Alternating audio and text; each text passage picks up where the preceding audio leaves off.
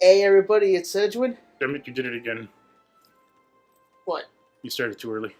Oh, what? You started just Okay, as okay, it says. okay. Then just go back. Nah, it's fine. All right. Well, this is Edwin, And Ruiner? and I'm catching some ruiner's contagiousness of being a ruiner.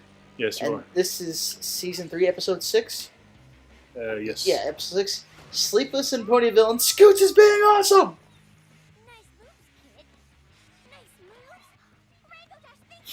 Huh. Aw, Scootaloo has physics-defying powers just like Pinky. she does. She just stopped in midair, Yeah, she does. which shouldn't be possible. Especially since she can't fly. Turning very slowly and looking at Ruiner with a look of disgust. And I'm giving you the troll face. Fucker. Just for that, I am so fucking sick of this intro.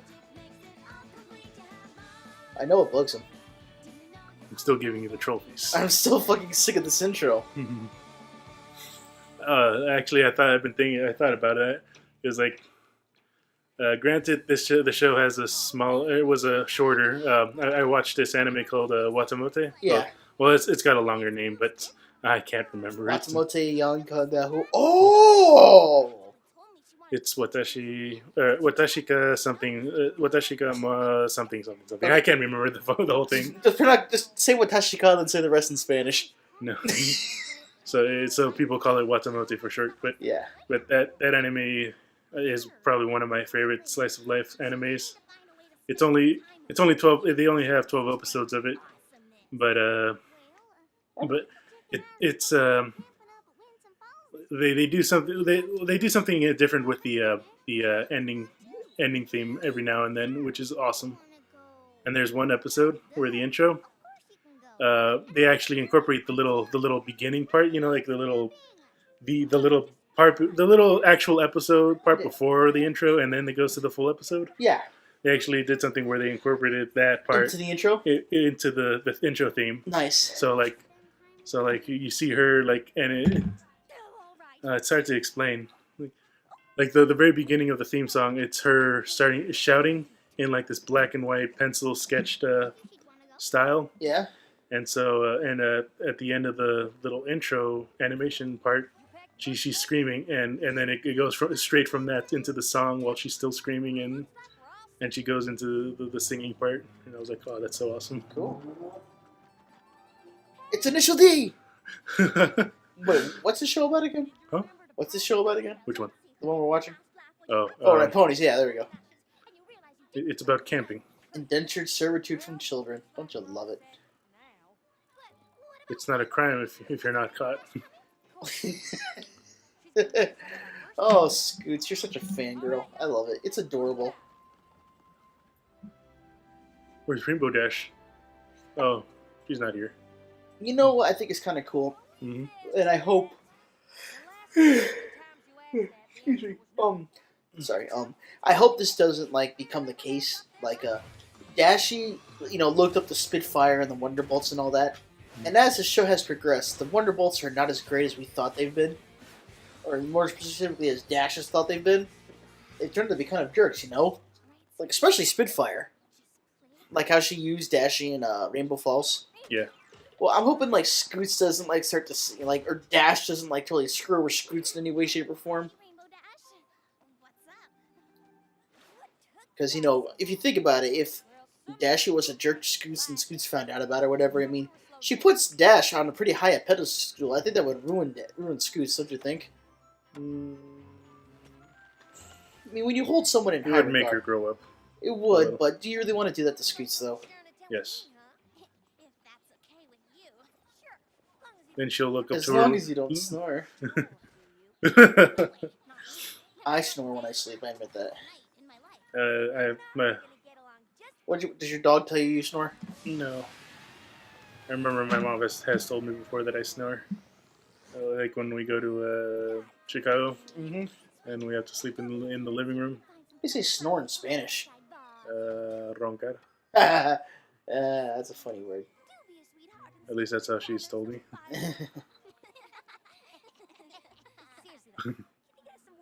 So yeah, trees trees in some trees in Equestria are really fragile. Yeah, because he's- Dash just fucking kung fu kicked through. 3 of them. But then again, Dash 3 or has a 4. black belt in karate. Yeah, well, she's also done it with her eyes. She just poked That, 2 did holes you know it's straight. a karate move? Yeah, I put my eyes through a dude's chest.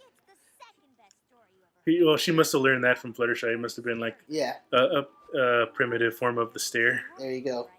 She's studying how to do the stare. Though she can't quite get the emotional and psychological aspects of it, and she can just only do the physical form. Well, of course. Dash, she only has one emotion, which is awesome, and she has no psychological because she can't spell the word. No, I'm. Ah, damn it! What? I think I rewound a little. Are you serious? Yeah. Yeah, you did, son of a bitch. You'll have to do some editing. Yeah. Oh well. Oh, but anyway, as I was saying, this is the one of the headless horse, right? Yes. The horseless, headless, horseless. What? The horseless, headless, horseless horseman. Pony. Horse. Hey, regardless, what was I going to say here? Once again, this makes me think of New York.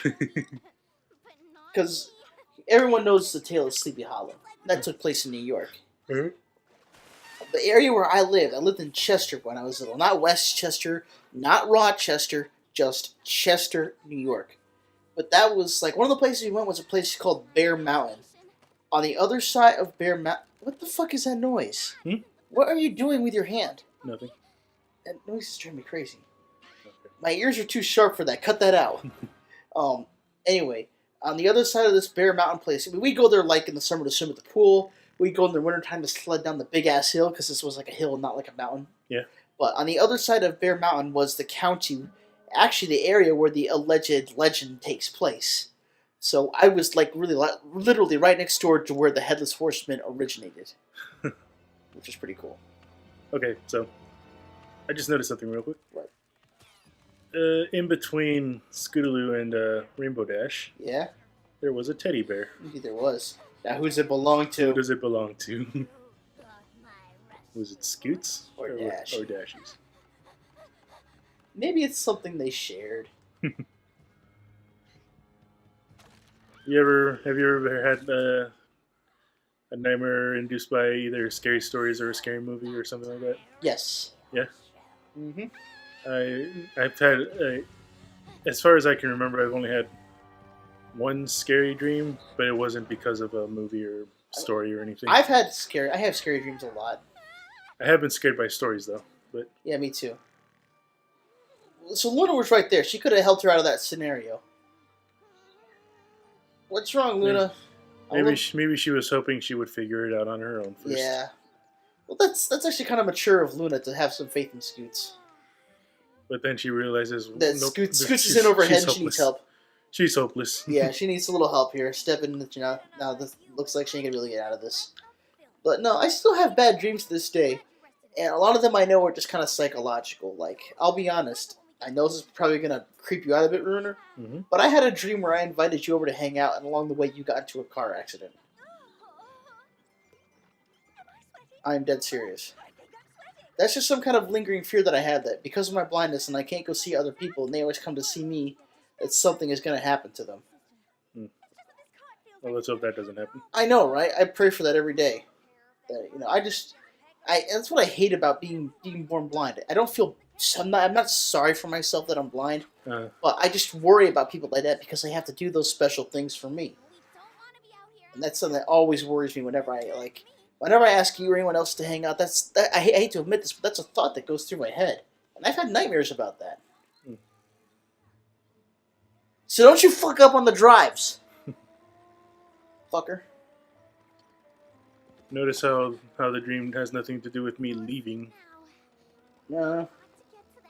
Or like it happening after I leave. Well, it does. I just didn't specify.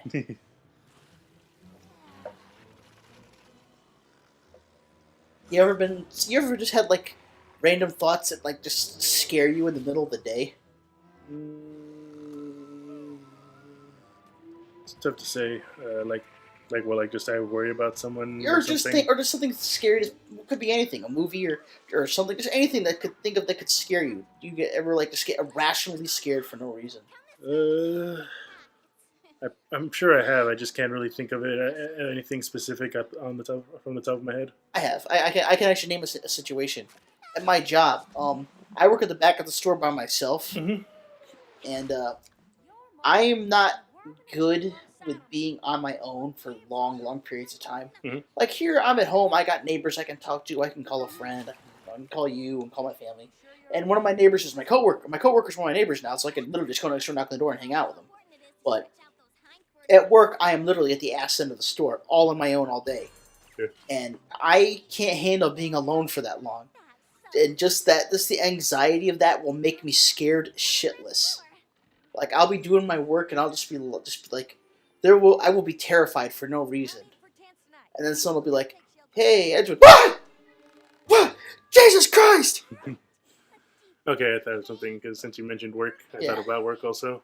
I told you I work with like a giant machine that pulls off fiber optic thread from yeah, smaller spools, and and so and like the machine is somewhat big, so I do on occasion worry that like my hand or something will get caught and like I'll end up losing an arm or something. yeah. I've had that fear with my job. My Or my machine compresses clothes, yeah, like with tons and tons of force. Like that's like the kind of compact pressure you see in Terminator 1 when Sarah Connor crushes the Terminator kind of pressure. yeah.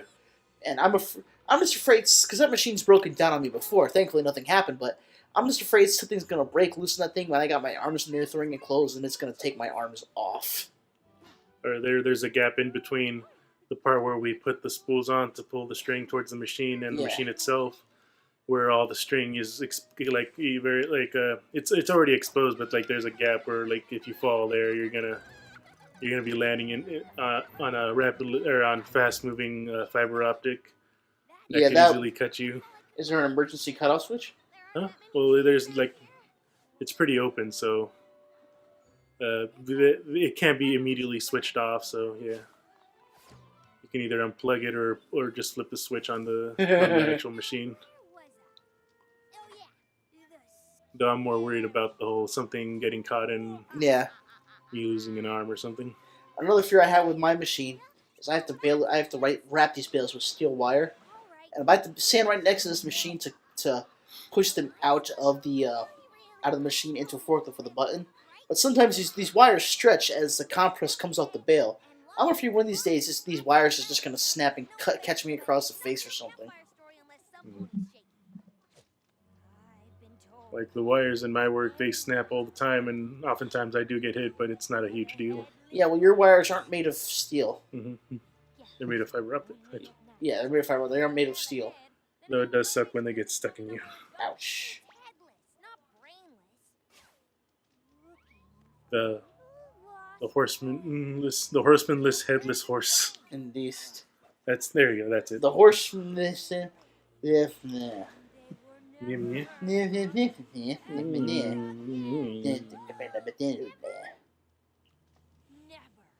Ponies, ponies, ponies. Dude, you know what? When I get my mic and make a demo recording, Huh? I think I'm gonna send one to Hasbro. Why? Just maybe get on MLP. That'd be great. Even if I was just an extra pony, I'd be like, I'm a fucking pony on the show. Fuck yeah!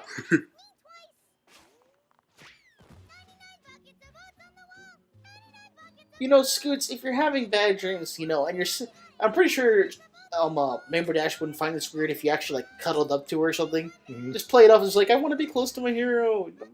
That has nothing to do with nightmares that I'm possibly having. Sweetie Belle, what happened? You used to be so good at singing. I know, right? Who was it that did the thing where so he's like, all right, take the shot? Yeah. I can't remember who that was, but I gotta find that now. Oh, it was Saber Spark. Saber Spark. Yeah, he's like, yeah, alright, take the shot. Yeah, take the shot. That's great. I thought that was funny. It's so dark, but it's hilarious. It is.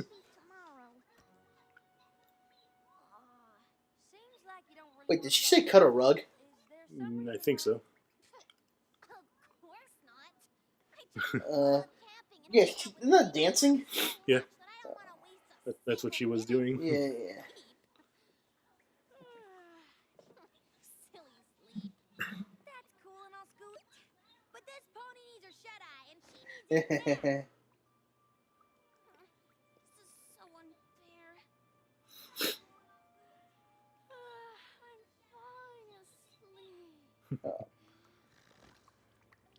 The batter's gone. Yo, dude. Uh-huh. Oh. Yeah, my niece. Pictures of my niece with Santa. Ah. Addie. I feel a sneeze coming on. 1, 2. Get away from me. Okay, it's going. It's going to happen. It's gonna happen. Okay, I'm better. Okay. No sneeze for you.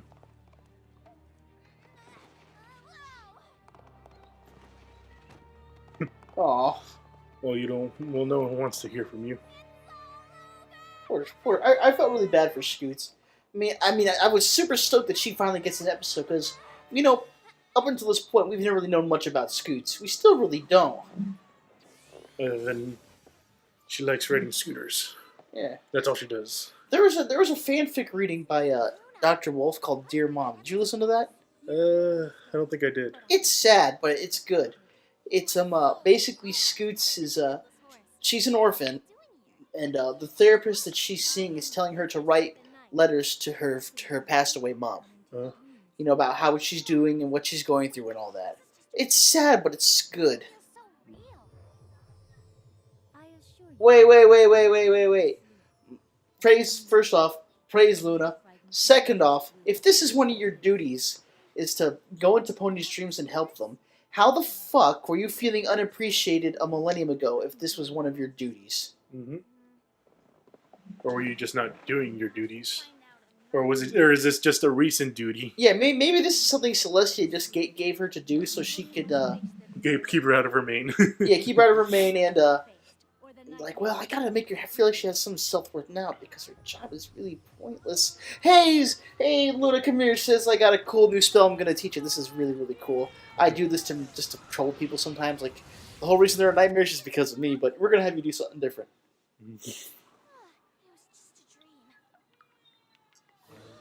Using the counter-loud voice at this time isn't that good. Isn't that what we're scaring ponies earlier? Yeah, really. You really want to use that now? Well, then again, she's 1,000 years out of touch. She hasn't got everything figured out just yet. Like that other fanfic, Luna versus the microwave. You read that, right? No. Well, it's a whole series of them. I haven't finished them all yet, but the first one is the best. Luna's still trying to get acquiesced to modern society.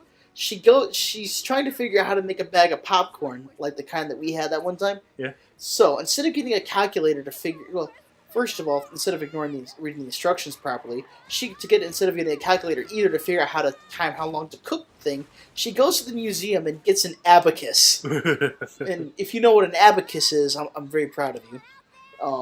And if you don't know what an abacus is, damn kids, quit playing Call of Duty and look it up.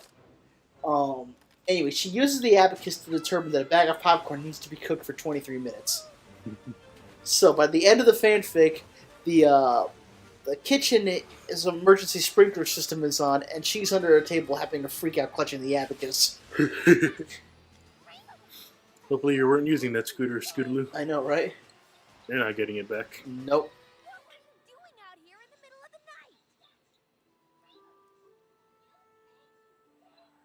Gross. Her wings are under her belly. Yes, they are. I woke up to take a piss and you were gone! What's her excuse for being able to come in time to the rescue? Maybe she heard her. She plugged her ears. Maybe Luna spoke to her in a dream as well. Maybe. I think that makes the most sense. Yeah, that probably does. She probably went into her dreams and hey, Scoots is in trouble. Yeah, she made her have a dream of what you had, like with me. Like she dreamt that Scootaloo was in danger, and she was like, "Oh shit!" And Scoots is gone. Oh fuck! It's never easy to admit your fears, don't you think? I mean, it's showing a sign of weakness. I really like this moment, seeing how both Scoots and Rainbow Dash grow as like a team here, almost like a family thing going on. You know? Yeah. It's I really like it, especially this bit where Dashie like puts her ring. My leg itches. Putting her wing around Scoots, pulling her in close, letting her, hey, it's okay, I'm gonna look out for you. Which is something I think Scoots really needs. See? Yeah, I mean, obviously, we don't know yet. It's just canon at this point that, or headcanon rather, that Scoots is an orphan. And I think an episode like this actually kind of builds upon that, because it shows she has no siblings of her own to look up to. Mm-hmm.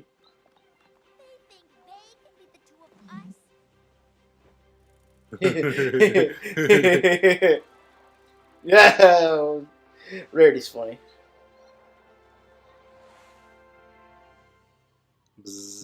I love the sound Scoot's wings make. Wait, this is Rainbow Falls, right? Isn't this where they come to train later? It looks like where they go, Yeah, but I I'm not think it sure is. if it is.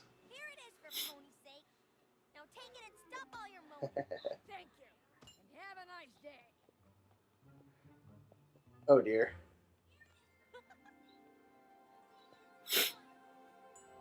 The funny thing is that Rainbow Dash actually does have a rusty horseshoe. Yeah. So wait, so did that's Luna kinda allow Dash to come into Scoots' dream? That or it's she was just part of her dream. If that both seem plausible. Yeah, I think what happened is since she had that moment with Rainbow Dash, she knows she can rely on her to help her. We're getting and so that's why she was able to that since that was in her Sekina, like in her thoughts. Nope, don't play the next one. That's why she thought of Rainbow Dash in a scary situation. Yeah. Okay. Oh. Aww. We'll more later. Right now, let's end this. Oh, right. Well, I agree actually with what you said. If you think about this episode, it's almost kind of Freudian. Mm-hmm. And if anyone out there, if you have even a passing interest in psychology, look at the study of dreams, or at least how Freud explained dreams, because it's really, really interesting, and to me, it makes a lot of sense. But that's all for this episode. We'll see you guys next time. Offend us, Cyrus. Goodbye, everyone.